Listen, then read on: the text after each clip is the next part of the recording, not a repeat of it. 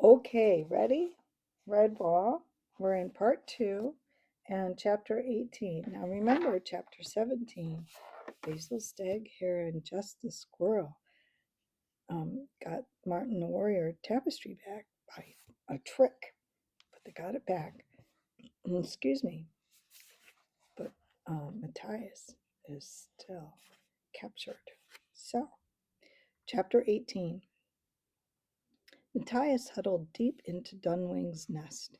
He shuddered comfortably down, wriggling to get further into the dried moss, down feather, and soft grass. During the night, a wind had sprung up. He peeped over the rim of the nest. It was a gray day of the kind often found at the too brilliant start of early summer. Clouds scudded nose to tail across the sky, though it was not raining and the wind was quite warm. Nevertheless, the eaves and the roof cracks magnified the sighing and moanings of the vagrant wind, driving the young mouse back to snuggle up once more, as he had often done in his own bed in the dormitory. Matthias thought of the neat, cozy little bed, and a wave of homesickness swept over him. Would he ever sleep in it again? Busy flutter of wings announced the mother sparrow's arrival. Matthias, Mouse, sleepyhead, giddy up! Things to be done this day. Matthias stretched, yawned, and scratched under the collar. Good morning, Dunwing, he said politely. What things are to be done today? The sparrow settled herself. She looked gravely at the young mouse. Today, Matthias escaped sparrow court. Me make 'em plan. King not right to keep 'em mouse sparrow. Matthias was suddenly wide awake. The sparrow had his undivided attention. A plan? What sort of plan? Oh, please tell me, Dunwing.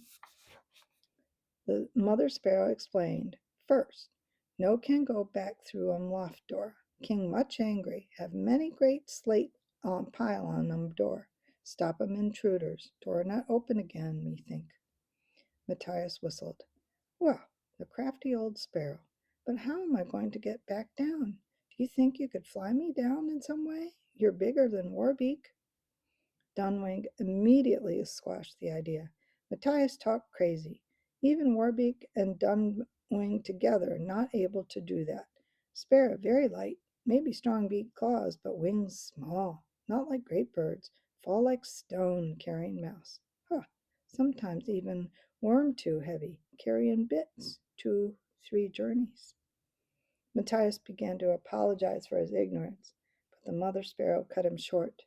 Dunwing thinkum plan. Pay attention now. Me send 'em Warbeak to tell 'em old gate mouse. How you call? Athusala? Good.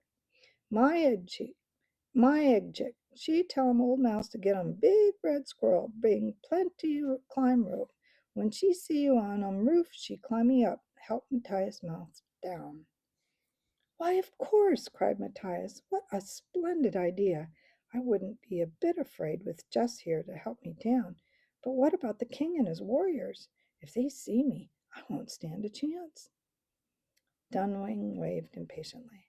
That next part of plan. Pretty soon Warbeak come back. She tell what time squirrel meet you good. Then Dunwing whisper big live fib to other sparrow. It soon spread. Matthias was puzzled.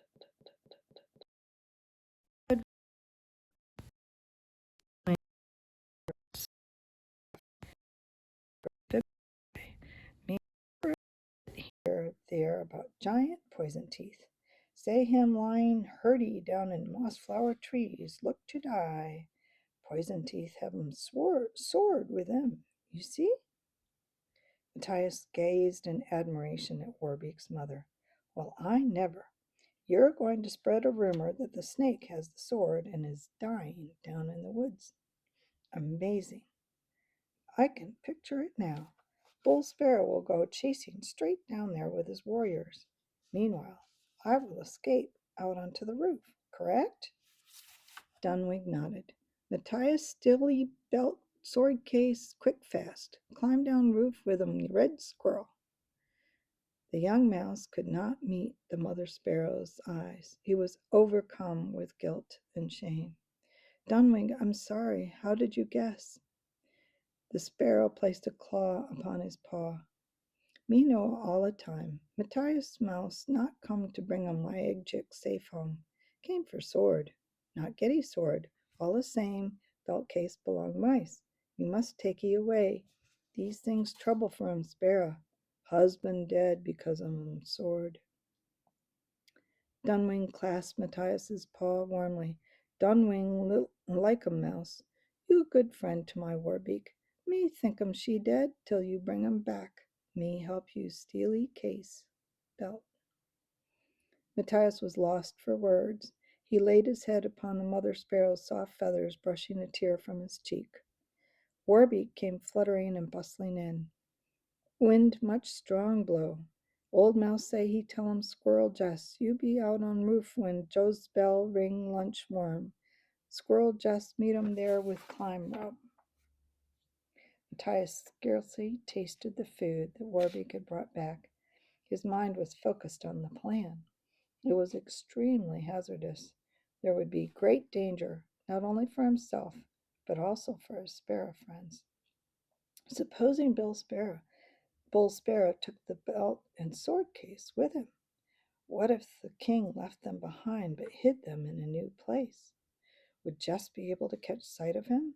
If he did not make it out onto the roof, what then?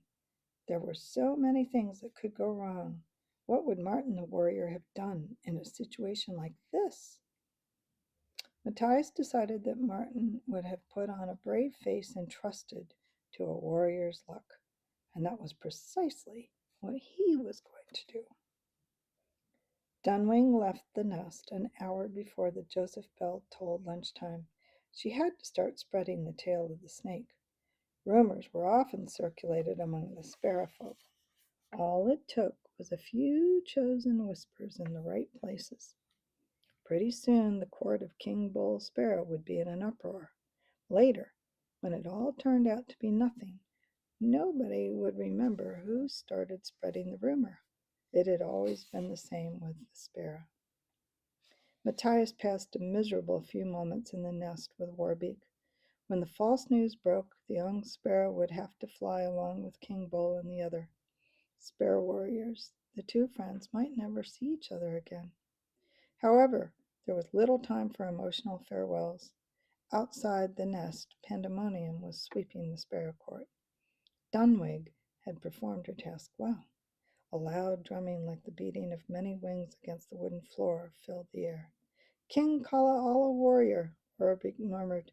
Gotta go now. Me meet Mouse again one day. Warbeak undid the collar. It fell from Matthias's neck. Mouse friend set me free. Now me set you free. Warbeak go now, Matthias. Good worm hunt. They shook paw to claw. The young mouse said his farewell in the sparrow language. Matthias looked for Warbeak. See him some day. You go now. Be brave egg chick. Mighty sparrow warrior. Great friend. A swift rush of wings and Warbeak was gone. Matthias kept his head well down inside the nest. He listened as the flapping of wings and chirping of sparrows grew less and less. Finally there was silence. Dunwing popped her head over the rim of the nest. Matthias, come quick. Not lose time. Together they hurried through the deserted sparrow court. Dunwing knew there were mothers in every nest with small chicks. These birds remained quietly out of sight when there were no warriors about to defend them. Matthias and Dunwig pushed hastily past the scrap of sacking that served as a door to the king's chamber and began their search. The scabbard had gone from the back of the chair. Oh, I just knew it, Matthias cried. That sly old bull sparrow has taken them with him. Dunwing shook her head. No, me see him can go. He not take belt or case. Search hard. We must find him plenty quick. The chamber was so sparsely furnished that it required very little searching. Dunwig fluttered about, but Matthias became discouraged. Oh, what's the use? He cried. It's gone, all gone. There's only bits of half-finished food, old slates, butterfly wings, and the stupid old chair. In his frustration, Matthias gave the sagging armchair a hefty shove. One of the legs collapsed and it fell backward, revealing crossed lattice strips of hessian on its underside. Dunwig hopped on the unturned chair, chittering with elation. Look Look, see! King hides stuff under an old worm chair. Through the crossed latticework, Matthias could see the shine of black leather and silver. Hastily they ripped and tore with beak, claw, and paw. Dust and aged stuffing flew everywhere. Matthias triumphantly pulled the scabbard and sword belt free of the wreckage. There it was, supple, shining black leather, chased and trimmed with the purest silver. The scabbard fitted perfectly into the well-made holder on the belt. This was truly the equipment which had belonged personally to Martin the warrior of Redwall Abbey. No time for a mouse dream. You hurry, quick! Matthias paid full attention to Dunwig's plea. Sweeping the belt and scabbard up, he slung them across his shoulder. I'm with you, Dunwing. What's next? The usual way for sparrows to leave the court was to fly out from under the eaves. Not being a sparrow, Matthias felt on his stomach turn a cartwheel at the prospect of what he must do next. He would have to go on his back under the eaves and, with nothing beneath him but a heart-stopping void of space, negotiate his way out and around the curving gutter to reach the steep upward sweep of the roof. You gotta go like this. The first mistake he made was to peep over the edge of the eaves. Far, far below, the abbey grounds looked like a spread out pocket handkerchief, the great wall representing its borders. With the blustery howling and wind pinning flat his ears and forcing his breath back down his throat, Matthias giddily covered his eyes with a paw. He felt physically sick at the mere thought of it all. It's no good, Dunwig. I'll never be able to do it, he gulped. The mother sparrow pecked him sharply upon his paw. Matthias Mouse got to do it. You no go on westward. King Bull come back. He killee you. Ha! Me thought you warrior. She did. So did I, until I saw how high this swat is, Matthias wailed. Dunwig patted him with a reassuring claw. You go get him climb rope. Bring here. I show how. The young mouse rushed headlong back to the nest, rummaged in the haversack, and found a stout climbing rope. Dunwig was waiting for him. She tied it firmly about his waist. Matthias tested the knot apprehensively as the sparrow told him what she proposed to do. Me fly out on roof, hold other end of rope plenty tight. You swing out. No worry, me pulley up. Grasping the rope in her beak, Dunwig flew out to the roof and braced herself. Matthias, come now, me ready, she called. Don't think about it, Matthias told himself. Just do it. Clinging for dear life to the rope, he launched himself over the edge of the eaves. Matthias closed his eyes. His heart seemed to stop as he dropped. The rope went taut, and he came to a sudden halt. The boisterous wind buffeted him about like a feather. Gritting his teeth, he began pulling himself, paw over paw, unable to reach the wall for help as the rope was held outward by the projecting gutter. Climb good. Dunwig have rope plenty tight hold, the sparrow called out from the roof, her voice muffled by the wind. Matthias's paws quivered with the strain of hauling up his own body weight. He strove gallantly upwards, reaching the gutter. It took all the mouse's courage to let go of the rope and grab for the thin, curving edge. Nerving himself, he did it in one clean move, clamping his paws heavily on the weather-worn sandstone groove. Under the expected weight, it crumbled and broke. Matthias plunged downwards. His feet now were his head had been a second before. A chunk of stone hurtled past him on its flight to earth. The rope went taut with a jolt that drove the breath from him. Matthias dangled on the rope's end for a moment, then he started to slip slowly down. Above him on the roof, Dunwig had lost her footing. The sparrow's claws screeched and grated on the roofing slates as the weighted rope pulled her downwards on the steep slope. Dunwig leaned back, trying to dig her claws in somewhere to check the inexorable slide. The broken gutter edge loomed up, surprisingly bringing with it a desperate chance. With lightning speed, Dunwig tugged hard on the rope, gaining a little slack. Giving a skillful flick, She jammed the rope in the niche of the broken stone edge. It slipped for a moment and then held. Flying out, Dunwig took an extra turn on the rope, locking it firmly off on the projecting edge. Letting go of her end, the sparrow flew down underneath Matthias.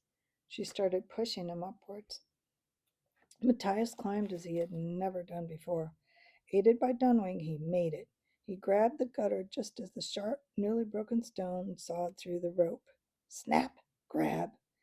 As the rope parted, Matthias clung to the gutter. With Dunwing pushing as she flew upwards, he scrambled over the edge of the gutter and rolled inwards to safety. Dunwing joined him. They both lay completely exhausted as the wind howled around them, stunned by the danger they had come through. The mother sparrow was first to recover. She drove her mouse friend relentlessly to his feet. Matthias, come hurry, we waste time. The climb of the sloping roof was extremely treacherous. Slightly unhinged by the perilous events, Matthias giggled to his friend. It's all in the average day's work of a warrior. No use of a warrior worrying. Ha!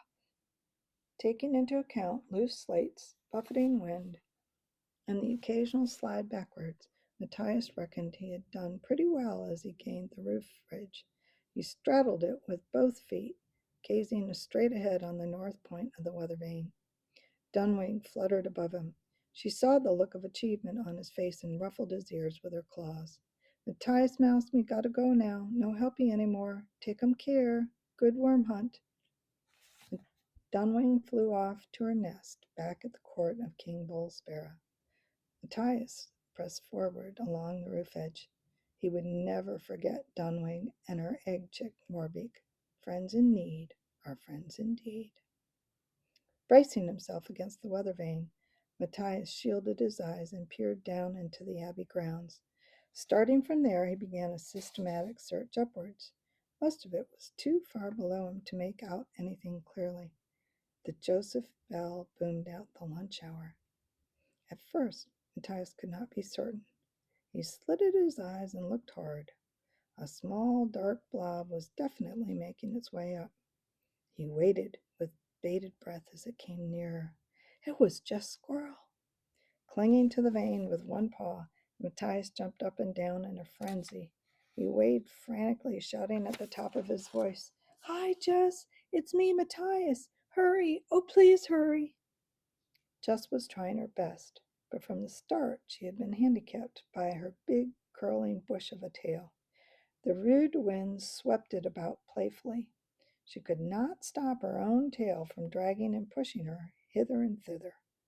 The champion squirrel climbed gamely upwards. Normally, she would not have attempted the climb under such blowy conditions. She concentrated hard on the ascent. Matthias's voice had not reached her across the vagrant wind, but someone had heard the young mouse's shouts. King Bull Sparrow. Having found neither sword or snake, the king had become peeved and bad-tempered. He issued orders to the search party that they were to stay on the floor of the woods until they found something. Meanwhile, he must go back to the sparrow court, where he said there were important matters to attend to. Bull Sparrow flew away from the woods secretly relieved. On reflection, he did not fancy a second meeting with the giant Poison Teeth, whether it was alive, dead, or just pretending, as Poison Teeth often did. Muttering and grumbling to justify himself, the king flew upwards to his court under the roof. Jess, up here! Look, I've got the scabbard! Bull Sparrow's mad bright eyes glanced upward to the weather vane. There was the accursed mouse worm, waving and shouting with the sword case and belt slung about him. He saw it all now.